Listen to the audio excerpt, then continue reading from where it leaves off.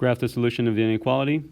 4.5k, or 4.5 times k, is greater than 18.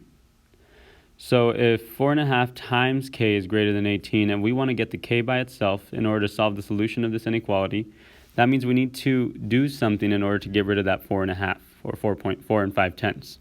Well, because it's being multiplied by k, to cancel it out, we're going to divide by that same value, 4.5. And you can see here, something you didn't see on number 5, you can see here that we have 4.5 over 4.5, or 4.5 divided by 4.5, which is going to cancel out and leave us with just the k value. And then because we didn't divide by a negative number, the sign is going to stay the same, so it's going to be k is greater than. And now the final step is to also divide the right side by 4.5. Anything you do to the left side, do to the right side.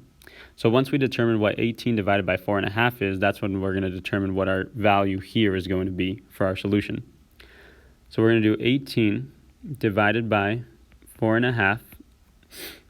We are going to move this decimal one place over to turn it into a whole number, which means we're going to have to move this decimal one place over and add a 0. So our problem is really now 45 into 180. And it's definitely not going to be 45 times 1. 45 times 2 is going to give me 90. 45 times 3 is going to give me 135. 45 times 4 is going to give me 180. Now, if you had figured out that 45 times 2 is 90, and you maybe recognize that 180 is twice of 90, then instead of times 2, you would do times 4, which is twice of 2. So just some little mental tips. But 45 goes into 184 times evenly, remainder of 0. And so that means that for our solution, k is going to be greater than 4. If k is greater than 4, that means k cannot equal 4, so we're going to use an open circle.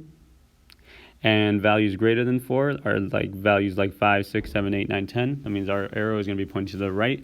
And so our solution and the graph match up.